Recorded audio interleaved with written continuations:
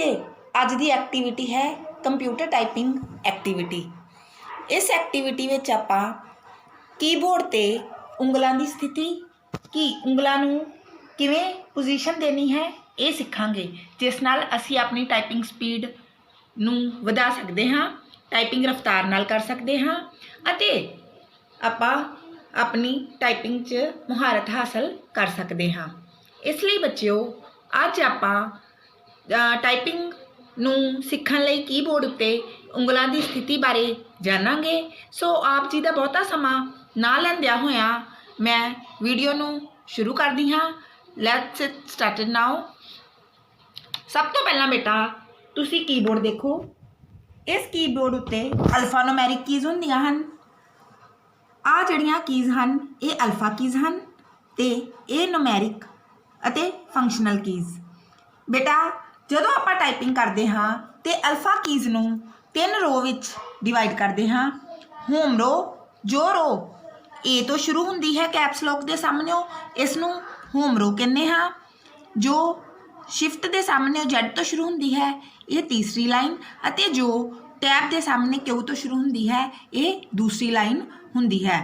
Typing करन तो पहला जो सब तो जरूरी चीज़ है वो है कीबोर्ड की वंड।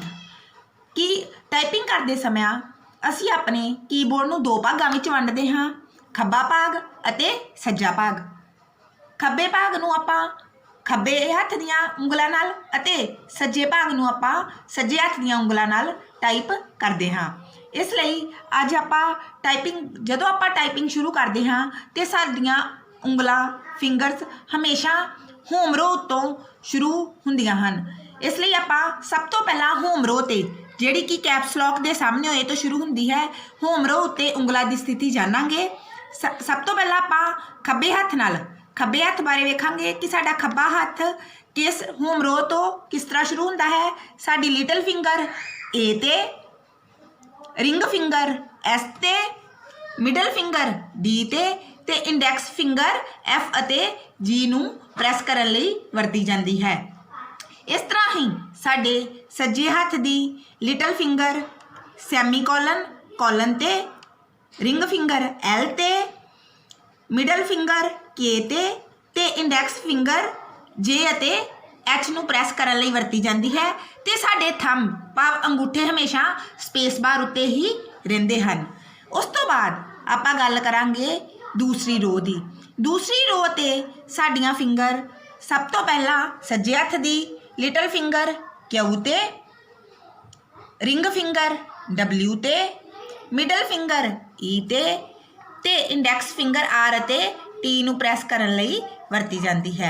इस तरह ही सज्जे हत्थ सैकेंड रो ते सज्जे हत्थ दी little finger P, ring finger O, middle finger I ते इंडैक्स फिंगर यू अते वाई नूं प्रैस करन लई वरती जाती है।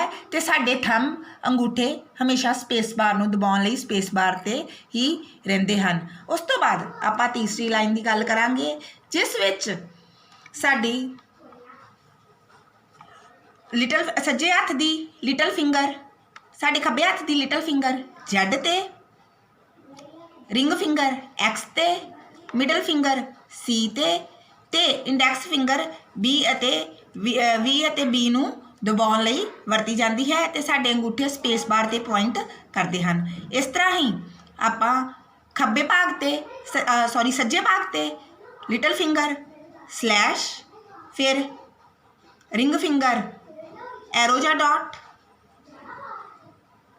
मिडल फिंगर एरो या कॉमा अते इंडैक्स फिंगर नूं एम अते एन नूं दबाउण लई वरतदे हाँ ते अंगूठिਆਂ ਨੂੰ ਅਸੀਂ स्पेस बार नूं दबाउण लई वरतदे हाँ। यह है कीबोर्ड उत्ते ਉਂਗਲਾਂ ਦੀ स्थिति। ते बच्चों ध्यान रखण योग या याद रखण योग गल यह है कि असी जदों भी टाइपिंग शुरू करनी हाँ या टाइपिंग करते समय साडियां ਉਂਗਲਾਂ ਜਿਹੜੀਆਂ है होम रो ते ही होनियां चाहिदियां हन। असी होम रो तो ही टाइपिंग की शुरुआत करते हाँ। इस तरह असी होम रो तो शुरुआत करते हुए दूजी अते तीजी रो की वरतों करते हाँ। इस तरह बेटा जदों आपां टाइपिंग शुरू करनी है तो जिस तरह मैं फिंगर्स की पोजीशन दसी है इस तरह ही कीबोर्ड की 2 भागां विच अपने मन में वंड करके ते दोवां हत्थां नूं अपनियां फिंगर्स नूं पोजीशन दे देनी है। ਇਸ ਤਰ੍ਹਾਂ ਤੁਸੀਂ ਟਾਈਪਿੰਗ ਨੂੰ ਬੜੇ ਸੁਖਾਲੇ ਢੰਗ ਨਾਲ ਅਤੇ ਆਪਣੀ ਟਾਈਪਿੰਗ ਸਪੀਡ ਨੂੰ ਬੜੀ ਰਫ਼ਤਾਰ ਨਾਲ ਵਧਾ ਸਕੋਗੇ। ਇਸ ਤਰ੍ਹਾਂ ਹੀ ਬੇਟਾ ਜੇਕਰ ਅਸੀਂ ਪੰਜਾਬੀ ਟਾਈਪਿੰਗ ਕਰਨੀ ਹੈ ਤੇ ਅਸੀਂ ਅਨਮੋਲ ਲਿਪੀ ਫੌਂਟ ਦੀ ਵਰਤੋਂ ਕਰਦੇ ਹਾਂ। ਇੰਗਲਿਸ਼ ਟਾਈਪਿੰਗ ਲਈ ਅਸੀਂ ਟਾਈਮਜ਼ ਨਿਊ ਰੋਮਨ ਅਤੇ ਏਰੀਅਲ ਫੌਂਟ ਦੀ ਵਰਤੋਂ ਕਰਦੇ ਹਾਂ ਅਤੇ ਪੰਜਾਬੀ ਲਈ ਅਸੀਂ ਅਨਮੋਲ ਲਿਪੀ ਫੌਂਟ ਦੀ ਵਰਤੋਂ ਕਰਦੇ ਹਾਂ। ਸੋ ਬੇਟਾ ਮੈਂ ਆਸ ਕਰਦੀ ਹਾਂ ਕਿ ਮੇਰੀ ਅੱਜ ਦੀ ਵੀਡੀਓ 'ਚ ਉਂਗਲਾਂ ਦੀ ਸਥਿਤੀ ਕੀਬੋਰਡ ਉੱਤੇ ਉਂਗਲਾਂ ਦੀ ਸਥਿਤੀ ਬਾਰੇ ਤੁਹਾਨੂੰ ਸਮਝ ਆਈ ਹੋਵੇਗੀ ਅਤੇ ਮੈਂ ਤੁਹਾਨੂੰ ਗਰੁੱਪ ਵਿੱਚ ਇਸ ਦੇ ਨਾਲ ਰਿਲੇਟਿਡ ਪਿਕਚਰਸ ਵੀ ਸੈਂਡ ਕਰੂੰਗੀ ਜਿਸ ਨਾਲ ਤੁਸੀਂ ਇਸ ਨੂੰ ਹੋਰ ਕਲੈਰਿਟੀ ਨਾਲ ਸਮਝ ਸਕੋਗੇ। ਮੈਂ ਆਸ ਕਰਦੀ ਹਾਂ ਕਿ ਇਸ ਲੋਕਡਾਊਨ ਦੇ ਸਮੇਂ ਵਿੱਚ ਤੁਸੀਂ ਘਰ ਰਹਿ ਕੇ ਸੁਰੱਖਿਅਤ ਰਹਿ ਕੇ ਆਪਣੀ ਟਾਈਪਿੰਗ ਮਹਾਰਤ ਨੂੰ ਹਾਸਲ ਕਰ ਸਕੋਗੇ। ਸੋ ਬੇਟਾ stay safe, stay home, stay connected. Bye to all.